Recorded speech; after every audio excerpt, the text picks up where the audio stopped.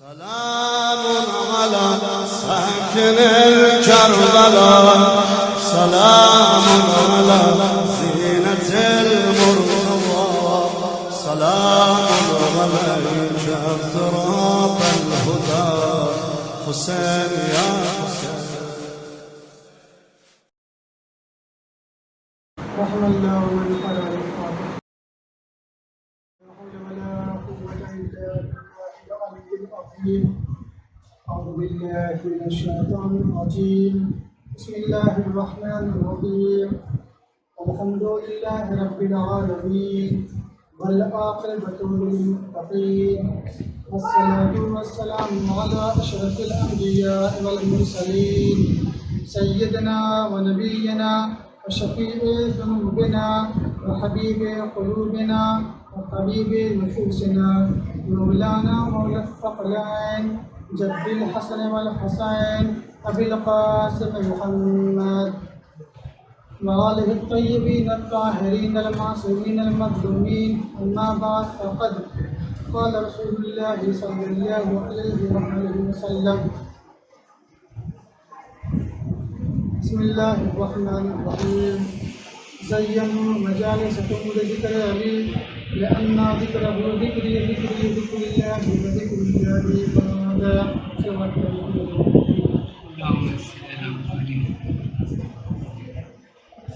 عزیزان گرامی، اس حدیث شریفہ کو میں نے اپنا سرنامہ سفر قرار دیا ہے. وہ حدیث شریفہ بہت ہی مشہور و معروف ہے. اس حدیث میں نور مجسم، خلق معظم، مرکز جود و صفا، رحمت کبریہ، سب کا حاجت روا، ٹوٹے ہوئے دلوں کا سہارا، نجات کا وسیلہ، تمام نبیوں کا سردار، جسے زبان بشری میں محمد کہتے ہیں، وہی محمد ارشاد فرما رہا ہے کہ تم لوگ اپنی مجلسوں کو زینت دو علی کے ذکر سے، اس لیے کہ علی کا ذکر میرا ذکر ہے، اور میرا ذکر خدا کا ذکر ہے، اور خدا کا ذکر عبادت ہے. عزیزان گرامی، میں یہاں پر رک کر بہت ہی ادب و احترام کے ساتھ پیغمبر اسلام سے ایک سوال کرنا چاہوں گا کہ یا رسول اللہ، اے حبیب خدا، آپ نے کیوں یہ فرمایا کہ تم لوگ اپنی مجلسوں کو زینت دو علی کے ذکر سے؟ آپ نے 1,23,999 نبی کے لیے کیوں نہیں فرمایا؟ تو عجب نہیں پیغمبر جواب دیں، تمہیں معلوم نہیں کہ علی کا ذکر ایک ایسا ذکر ہے کہ جس کے کرنے سے تمام انبیاء کا ذکر ہو جاتا ہے. اب کسی نبی کے لیے یہ اعتراض نہ رہا کہ پیغمبر اسلام نے ہمارے لیے کیوں نہیں فرمایا. عزیزان گرامی، آپ توجہ فرمائیں، ذکر اہل بیت ایک ایسا ذکر ہے کہ جس کے کرنے سے ہمیں بہت سکون ملتا ہے، جس کے کرنے سے ہمیں بہت تازگی ملتی ہے، جس کے کرنے سے ہمیں بہت ہی آرام ملتا ہے. عزیزان گرامی، اگر ہم ذکر اہل بیت نہ کریں، ذکر اہل بیت کو انجام نہ دیں، تو جس طرح سے اور لوگوں کے مذاہب کے بارے میں پتہ نہیں ہے، معلوم نہیں ہے، شاید ہمارا بھی نام انہی کی لسٹ میں، انہی کی فہرست میں ہوتا ہے. عزیزان گرامی، اہل بیت اطہار کا یہ ہمارے اوپر سب سے بڑا احسان ہے، سب سے بڑا کرم ہے کہ ہم ان کے ذکر کی وجہ سے آج پوری دنیا میں سربلند ہے، اور انشاءاللہ تا قیامت سربلند رہیں گے. عزیزان گرامی، ذکر اہل بیت. عزیزان گرامی، اب کچھ لوگ اسی ذکر کو مٹانے کی کوشش کر رہے ہیں، مٹانے کے چکر میں لگے ہیں. توجہ ہے، تو جو بھی شخص اس ذکر کو مٹانے کی کوشش میں لگا ہے، جو بھی شخص کسی ذکر کو ختم کرنے کی کوشش میں لگا ہے، میں ان سے صرف اور صرف ایک بات پوچھنا چاہوں گا، توجہ فرمائیں، صرف ایک بات پوچھنا چاہوں گا کہ کیا تم لوگوں نے کبھی خانہ کعبہ کا طواف کیا ہے؟ بہت ہی توجہ چاہتا ہوں عزیزان گرامی، کیا تم لوگوں نے کبھی خانہ کعبہ کا طواف کیا ہے؟ اگر کیا ہے تو تم لوگوں نے یہ دیکھا ہوگا کہ خانہ کعبہ کی دیوار پر ایک لکیر ہے، توجہ فرمائیں، کیا ہے؟ خانہ کعبہ کی دیوار پر ایک لکیر ہے جو میرے مولا کی ولادت کی نشانی ہے۔ عزیزان گرامی توجہ فرمائیں، دنیا والوں نے اس لکیر کو مٹانے کی بہت کوشش کی، ختم کرنے کی بہت کوشش کی، نہ جانے کتنا پیسہ خرچہ کیا، نہ جانے کتنی محنت کی، لیکن وہ لکیر نہ مٹ سکی۔ تو عزیزوں، میرے کہنے کا مقصد یہی ہے کہ جب دنیا والوں سے ایک لکیر نہ مٹ سکی تو ہم تو اس کے عزادار ہیں، ہم تو اس کے ذاکر ہیں جس کی وجہ سے یہ لکیر وجود میں آئی، تو ہمیں دنیا والے کیسے مٹا سکتے ہیں؟ ہمیں دنیا والے کیسے مٹا سکتے ہیں؟ عزیزان گرامی، ہمیں دنیا والے جتنا مٹانے کی کوشش میں لگیں گے اور جتنا پڑھیں گے، ہم اتنا ہی لوگوں کے سامنے ابھر کر آتے رہیں گے، اس لیے کہ ذکر اہل بیت میں، ذکر علی میں ایک ایسی چاشنی ہے، ایک ایسی لذت ہے کہ لوگ چاہ کر بھی اس ذکر سے پیچھے نہیں ہٹ سکتے۔ تو عزیزوں، پیغمبر اسلام نے کیا فرمایا کہ تم لوگ اپنی مجلسوں کو زینت دو علی کے ذکر سے، اس لیے کہ علی کا ذکر میرا ذکر ہے، میرا ذکر خدا کا ذکر ہے، اور خدا کا ذکر عبادت ہے۔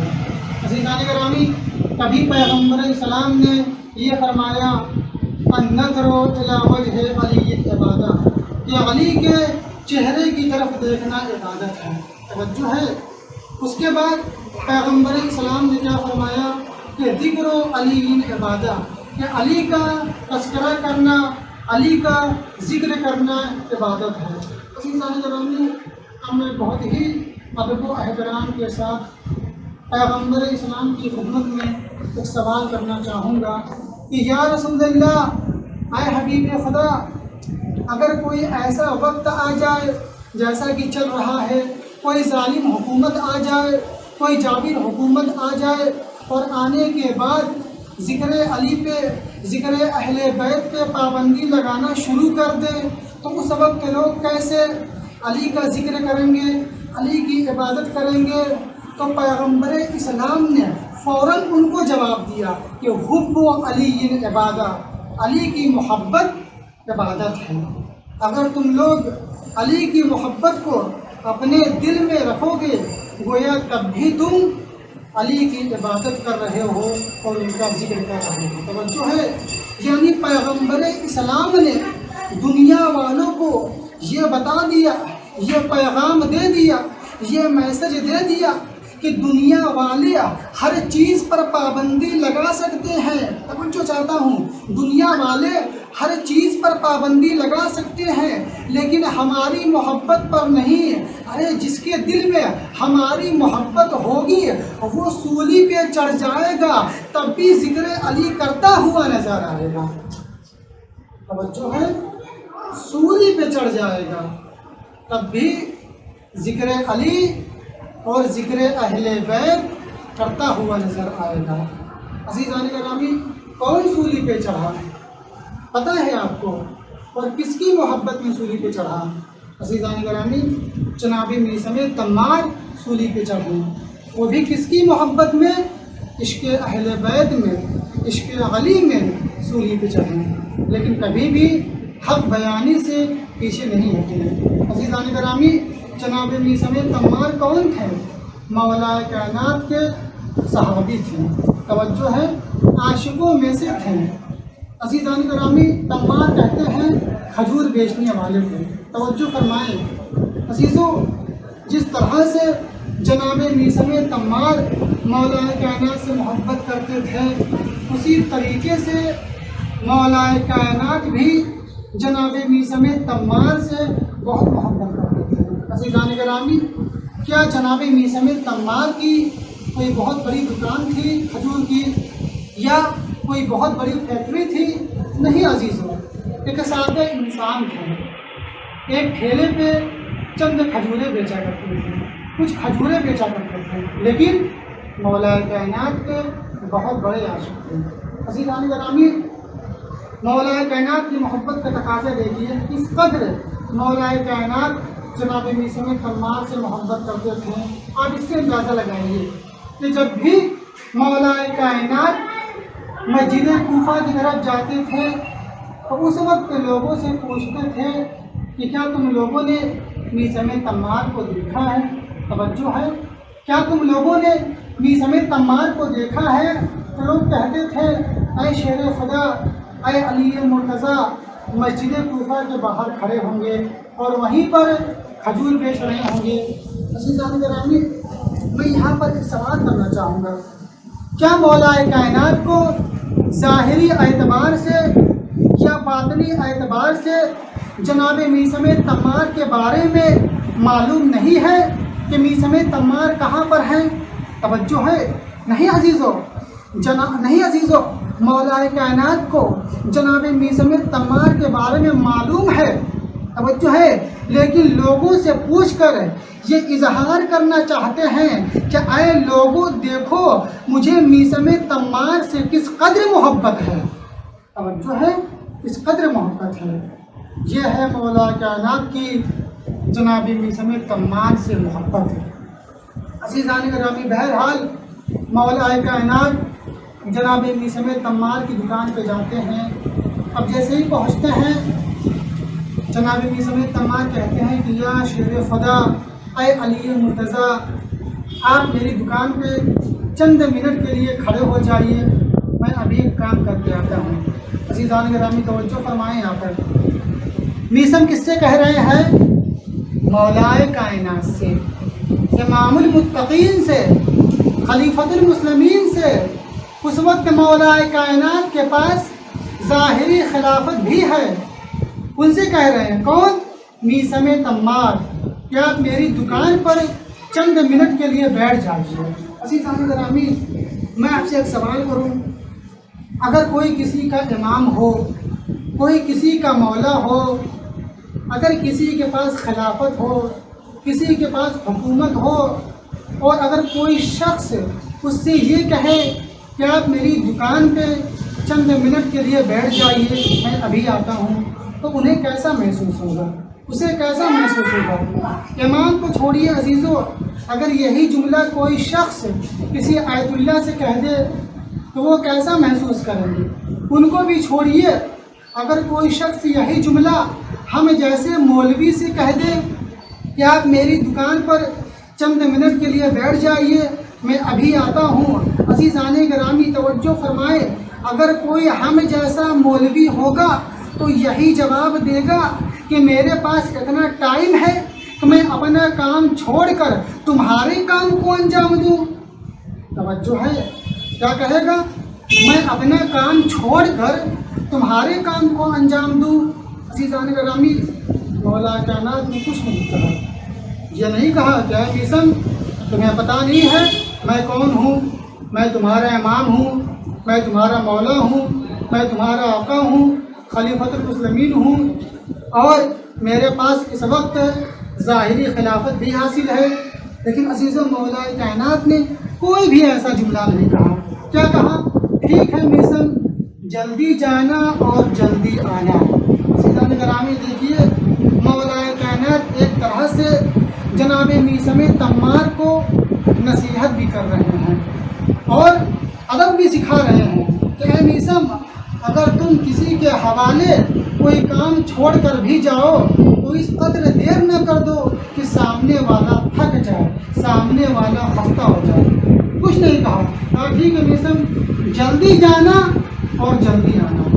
بہرحال میثم گئے، اب مولا ان کی دکان پر بیٹھے ہوئے ہیں۔ عزیزان گرامی، ادھر سے ایک منافق کا گزر ہوا، توجہ ہے، اس نے اپنے دل میں سوچا کہ مولا کو کھجور بیچنی آتی نہیں ہیں آج میں مولا کائنات کو دھوکہ دوں گا۔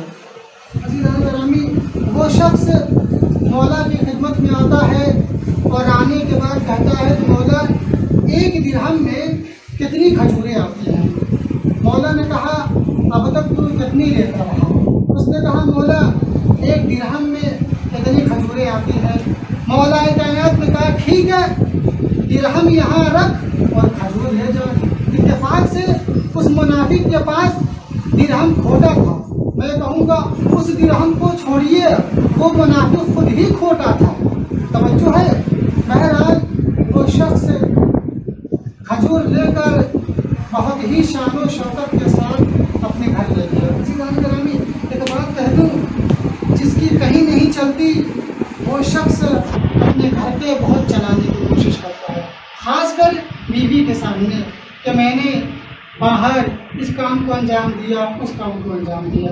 اب یہ منافق بہت ہی شان و شوکت کے ساتھ اپنے گھر کھجور لے گیا اور اپنی بیوی کو تانا دینا شروع کر دیا۔ اس کی بیوی بہت مومنہ تھی اور مولا کائنات سے محبت رکھتی تھی۔ وہ منافق اپنے گھر گیا اور اپنی بیوی سے کہا اور مان علی کو، توجہ ہے کیا کہا، اور مان علی کو۔ عزیزان گرامی، اب جیسے ہی اس کی بیوی نے یہ جملہ سنا، توجہ ہے، مولا کائنات پہ تعجب نہیں کیا، تعجب کس پہ کیا؟ اپنے شوہر پہ کیا۔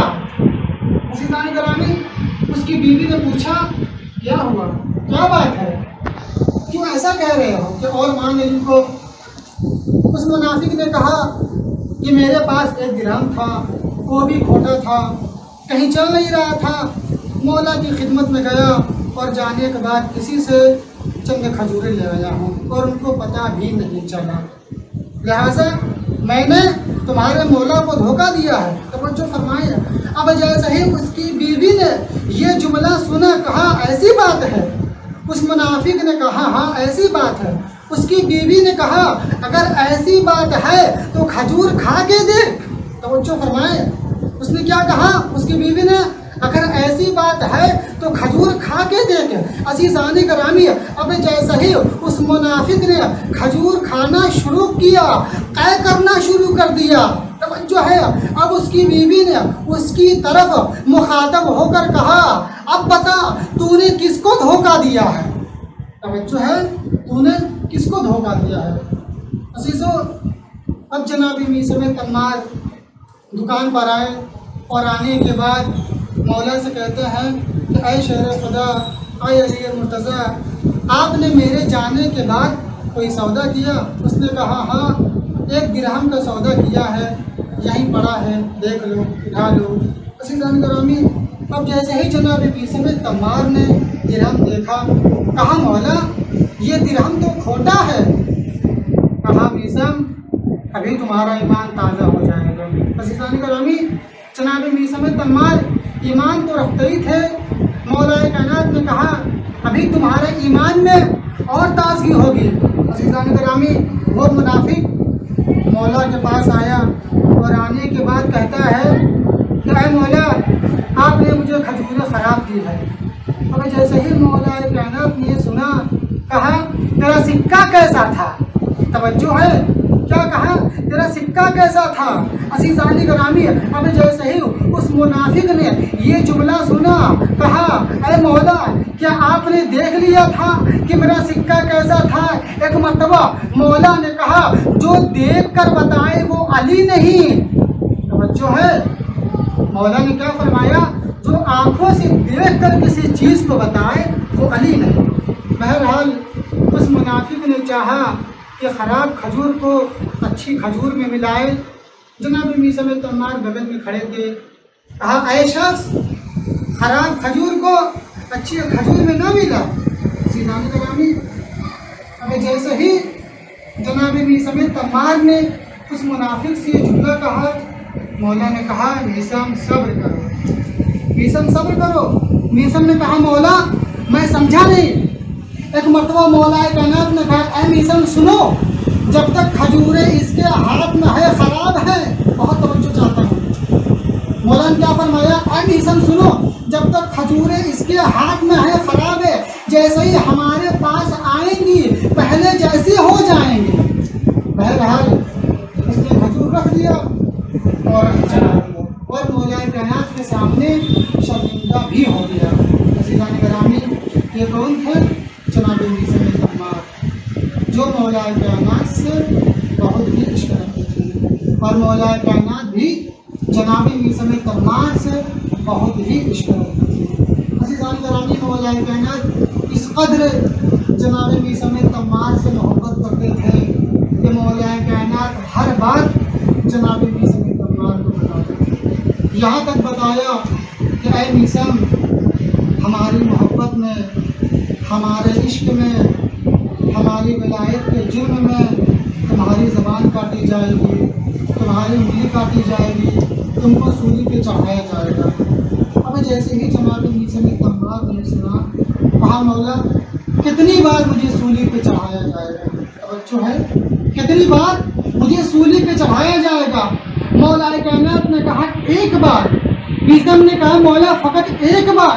مولا نے کہا ہاں صرف ایک بار ہے۔ عزیزان گرامی، ایک مرتبہ میثم تمار نے کہا مولا اگر آپ کی محبت میں 70 بار مجھے سولی پہ چڑھا دیا جائے، 70 بار میری زبانیں کاٹ دی جائے، 70 بار میری انگلیاں کاٹ دی جائے، تب بھی میں آپ کے ذکر سے پیچھے نہیں ہٹوں گا، ذکر علی میں کرتا رہوں گا۔ بہرحال وہ وقت قریب آیا اور جس درخت پر جناب میثم تمار کی شہادت واقع ہونے والی تھی، اس درخت کے نیچے روزانہ پانی دے رہے ہیں، روزانہ نمازیں پڑھ رہے ہیں، قرآن پڑھ رہے ہیں، دعا پڑھ رہے ہیں۔ بہرحال وہ وقت قریب آ گیا عزیزو، ایک مرتبہ ابن زیاد کے سپاہیوں نے جناب میثم تمار کو گرفتار کر کے ابن زیاد کے پاس لے گئے۔ عزیزان گرامی، اب ابن زیاد نے جناب میثم تمار سے پوچھا اے میثم بتاؤ تمہارے مولا نے تمہاری شہادت سے متعلق کیا کہا ہے؟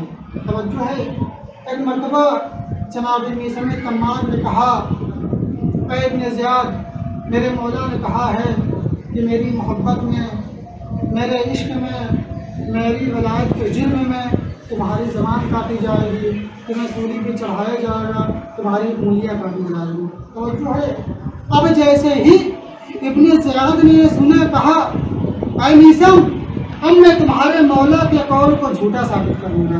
بہرحال کچھ عرصہ ہو گیا، اب ابن زیاد یہ بھول گیا کہ میثم تمار نے مجھ سے کیا کہا تھا۔ وہ وقت آیا جناب میثم تمار کو سولی پہ چڑھا دیا گیا، انگلی کاٹ دی گئی۔ اب زبان کٹنے سے پہلے ایک مرتبہ جناب میثم تمار نے کوفے والوں کو جمع کیا اور جمع کرنے کے بعد کہا اے کوفے والوں آؤ، آخری بار میثم کی زبان سے فضائل علی کو سنتے جاؤ۔ کیا کہا؟ آخری بار میثم کی زبان سے فضائل علی کو سنتے جاؤ۔ عزیزان گرامی، اب ایک مرتبہ بہت سارا مجمع جمع ہو گیا۔ اب جناب میثم تمار سولی پہ ہے، اب مولا کائنات کے فضائل کو بیان کر رہے ہیں کہ میرا مولا وہ ہے جس نے دونوں قبلے کی طرف نماز پڑھی، میرا مولا وہ ہے جس نے دو تلواروں سے جنگ کی، میرا مولا وہ ہے جس کی ولادت خانہ کعبہ میں ہوئی، میرا مولا وہ ہے جس نے دوش رسول پہ اپنا قدم رکھا۔ عزیزان گرامی، مختصر یہ کہ مولا کائنات نے، مختصر یہ کہ جناب میثم تمار نے مولا کائنات کے اس قدر فضائل بیان کیے کہ سارا مجمع جھومنے لگا۔ توجہ ہے، سارا مجمع جھومنے لگا۔ اور ابن زیاد سے یہ دیکھا نہ گیا۔ اس نے کہا کہ اے شخص، اے حجاج، تو میثم کی زبان کو کاٹ دے۔ توجہ ہے، میثم کی زبان کو کاٹ دی جائے۔ عزیزان گرامی، اب جب میثم کی زبان کٹنے لگی تو ایک مرتبہ جناب میثم تمار ابن زیاد کی طرف مخاطب ہو کر کہتے ہیں اے ابن زیاد، دیکھ لے، سوچ لے، سمجھ لے، تو جھوٹا، میرا مولا سچا۔ توجہ ہے، تو جھوٹا، میرا مولا سچا۔ تم کو معلوم نہیں ہے میرے مولا نے کہا تھا کہ میری محبت میں، میرے عشق میں، میری ولایت کے جرم میں تمہاری زبان کاٹی جائے گی۔ بہرحال اس شقی نے جناب میثم تمار کی زبان کا حضرت ہے جناب میثم تمار جو مولا کائنات سے بہت ہی عشق رکھتے تھے، محبت رکھتے تھے۔ عزیزان گرامی، جناب میثم تمار نے اپنی پوری زندگی اہل بیت کے حوالے کر دی، نہ جان کی پرواہ کی، نہ مال کی پرواہ کی، اور نہ ہی آل کی پرواہ کی۔ اگر پرواہ کی تو صرف اور صرف اہل بیت کی پرواہ کی۔ عزیزان گرامی، ہمیں بھی اپنی زندگی کو اہل بیت اطہار کے حوالے کر دینا چاہیے، اور جو اہل بیت اطہار نے ہمیں تعلیم دی ہے ہمیں اس پر عمل کرنے کی کوشش کرنا چاہیے اور ہر برائیوں سے پرہیز کرنا چاہیے۔ اگر ہم ان کی تعلیمات پر عمل کرتے ہیں اور خدا کے احکام پر عمل کرتے ہیں تو آپ یقین جانیں ہماری دنیا بھی آباد رہے گی اور ہماری آخرت بھی آباد رہے گی۔ اسی طرح بس میں نے آپ کے سامنے تمام ہزاروں، جیسا کہ آپ کو معلوم ہے کہ ہر امام نے امام حسین سے متعلق جملے کہیں۔ ساتویں امام فرماتے ہیں کہ جب محرم قریب آتا تھا تو اس وقت میرے چہرے سے مسکراہٹ ختم ہو جاتی تھی۔ ساتویں امام فرماتے ہیں کہ جب روز عاشور آتا تھا تو اس وقت میں اپنے امامے کو کھول دیا کرتا تھا۔ امام رضا علیہ السلام فرماتے ہیں کہ میرے بابا امام موسیٰ کاظم علیہ السلام روز عاشور اس قدر گریہ کرتے تھے، ایسا لگتا تھا کہ میرے جب حسین آج ہی شہید ہوئے ہیں۔ امام رضا علیہ السلام فرماتے ہیں اے میرے جب حسین، آپ کے مصائب نے ہماری آنکھوں کو زخمی کر دیا ہے۔ اور باب اعزا، میں آپ سے ایک سوال کروں، اگر کسی کے گھر پر کسی کی میت ہو جاتی ہے تو لوگ جا کر ان کے وارثوں کو کیا دیتے ہیں؟ تو آپ کہیں گے انہیں پرسہ دیتے ہیں، انہیں دلاسا دیتے ہیں، انہیں تسلی دیتے ہیں، انہیں سہارا دیتے ہیں، انہیں صبر کی تلقین کرتے ہیں۔ میں کہوں گا ہائے میرا چوتھا امام، ارے باپ کی شہادت کے بعد دلاسا دینے کے بجائے، تسلی دینے کے بجائے، سہارا دینے کے بجائے، صبر کی تلقین کرنے کے بجائے ہاتھوں میں ہتھکڑیاں ہیں، پیروں میں بیڑیاں ہیں، گلے میں توقے خاردار ہے، اور یہی نہیں عزاداروں، بیمار سے بستر بھی چھینا گیا۔ عزاداروں، اچھے محرم ہے، میں آپ کے سامنے جناب علی اکبر کے مسائل کو پڑھنا چاہوں گا۔ عزاداروں، میں خداوند عالم سے یہی دعا کروں گا کہ خدایا کسی بھی ضعیف باپ کو اس کے جوان بیٹے کے غم میں نہ رلائے، اس لیے یہ ایسا مرحلہ ہوتا ہے کہ جہاں باپ برداشت نہیں کر پاتا ہے۔ عزاداروں، روز عاشور ہے، جناب علی اکبر امام حسین کی خدمت میں آتے ہیں اور آنے کے بعد کہتے ہیں بابا مجھے جہاد کی اجازت دیجیے۔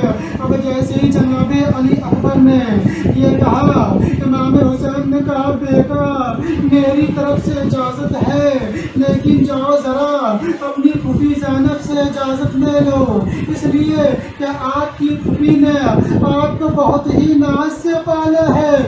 عزاداروں، جناب علی اکبر جناب زینب کے پاس جاتے ہیں اور جانے کے بعد کہتے ہیں پھوپھی اماں مجھے جہاد کی اجازت دے دیجیے۔ اور باب اعزا، ایک مرتبہ جناب زینب نے کہا اے بیٹا اکبر، ارے میری طرف سے بھی اجازت ہے، لیکن جاؤ ذرا اپنی ماں سے اجازت لے لو۔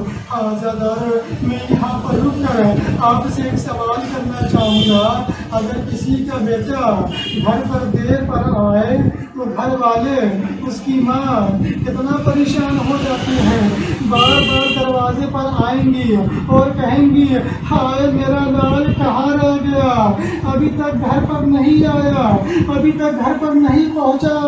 آزادارو، کڑیل جوان ماں کے پاس جاتے ہیں اور جانے کے بعد مرنے کی اجازت مانگتے ہیں۔ اس وقت ام لیلہ کے دل پہ کیا گزری ہوگی؟ آزادارو، جناب ام لیلہ خاموش ہے، کوئی جواب نہیں دے رہی ہیں اور منع بھی نہیں کر رہی ہیں۔ ایک مرتبہ جناب علی اکبر نے کہا اے ماں، اگر روز قیامت میری دادی جناب فاطمۃ الزہرا سلام اللہ علیہا اگر آپ سے پوچھے اے ام لیلہ میرا حسین تو کربلا کے میدان میں شہید ہو گیا تھا، ارے تیرا بیٹا کیسے بچ گیا؟ آزادارو، اب جیسے ہی جناب ام لیلہ نے یہ سنا کہا بیٹا میری طرف سے بھی اجازت ہے۔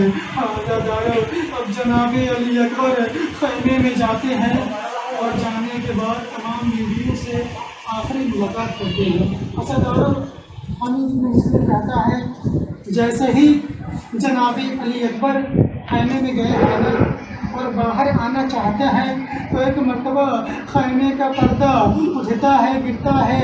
عزادارو، راوی کہتا ہے کہ میں نے امام حسین سے پوچھا اے مولا حسین ایسا کیوں ہو رہا ہے کہ کبھی خیمے کا پردہ اوپر اٹھتا ہے کبھی نیچے گرتا ہے؟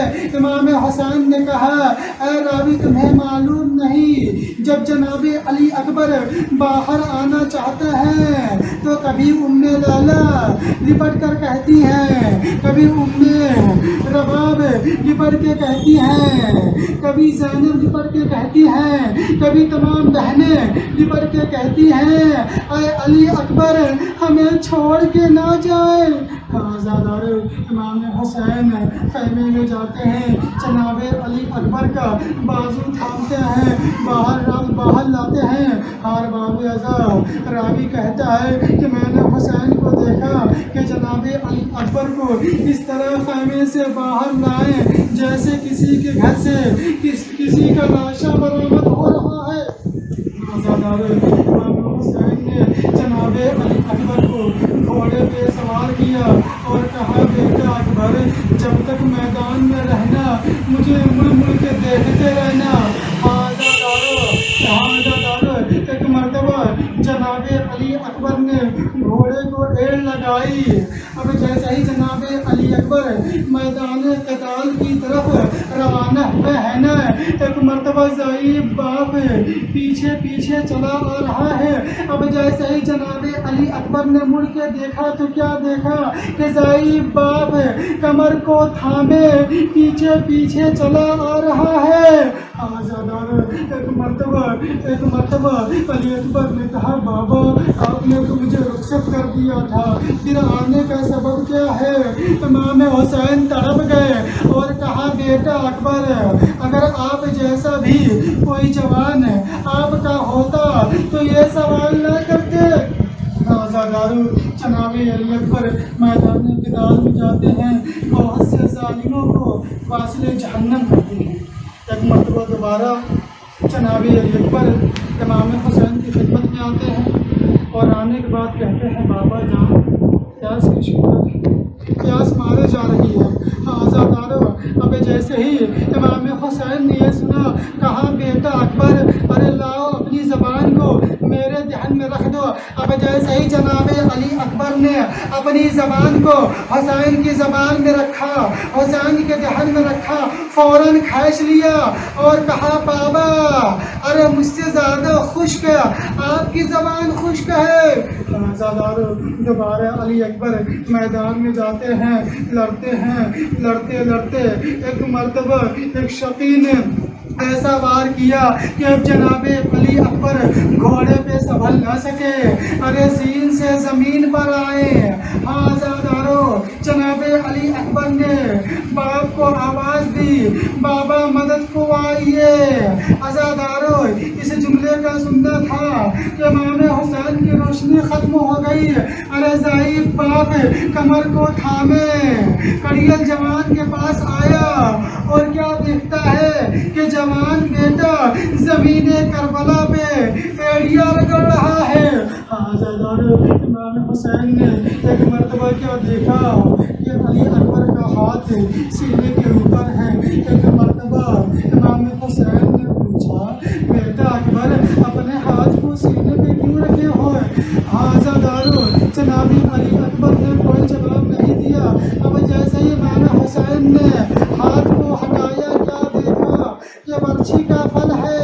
عزادارو ایک مرتبہ امام حسین نے برچھی کے پھل کو نکالنا چاہا. نکالنے سے پہلے امام حسین نے اپنے رخ کو نجف کی طرف کیا اور کہا بابا بابا در خیبر کو اکھاڑنا بہت آسان ہے لیکن جوان بیٹے کے سینے سے برچھی کا پھل نکالنا بہت مشکل ہے.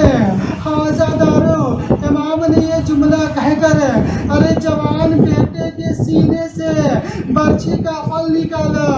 برچھی کے پھل کے ساتھ جناب علی اکبر کا کلیجہ بھی باہر آ گیا. اسی عالم الذین ظلموا ایہم انقلبوا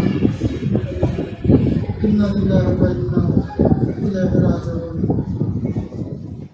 حسین حسین یا حسین مولا حسین حسین